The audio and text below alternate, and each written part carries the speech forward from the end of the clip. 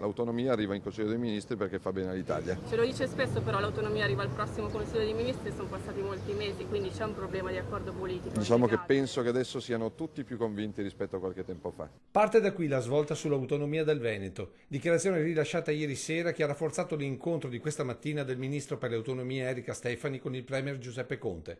Poco prima delle 13 il comunicato che sancisce come il tema sia incardinato verso il voto finale tra ministri prima che venga trasmesso alle Camere, sottolineando però che ci sarà un ulteriore passaggio nelle commissioni parlamentari.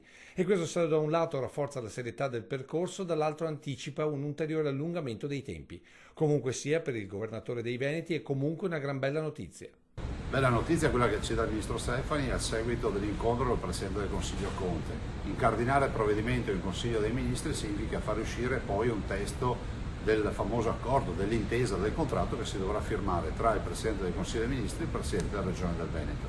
Ma bisogna tenere la guardia alta, sottolineano molti parlamentari a Roma, perché se ufficialmente tutto procede senza scossoni, in realtà la partita dell'autonomia è all'interno di un continuo scambio all'interno della maggioranza.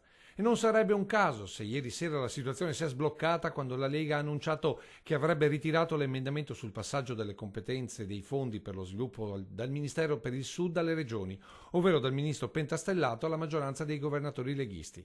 E ancora, sempre stando ai retroscena romani, in questa bilancia tra il dare e avere, l'autonomia si intreccia sul caso Taranto, con la Lega pronta a sostenere il piano Di Maio, sempre più in difficoltà con gli ultimi sviluppi del decreto crescita. Tutti argomenti che tenderebbero ad eliminare i freni alle ruote del treno autonomista, voluto principalmente dai veneti, e che ora aspettano solamente la firma. Grande lavoro e soprattutto il fatto che il provvedimento venga firmato e mandato in Parlamento sia un segno di grande rispetto nei confronti dei veneti, in particolar modo di tutti coloro che sono andati a votare il 22 ottobre del 2017 per il referendum per l'autonomia del Veneto. Ora c'è da aspettarsi un percorso in discesa per questo cambio epocale dell'Italia? Per i parlamentari che abbiamo interpellato non ancora, ma del resto ci dicono voi siete per lo più di montagna e le scalate, magari irti di difficoltà, non vi spaventano.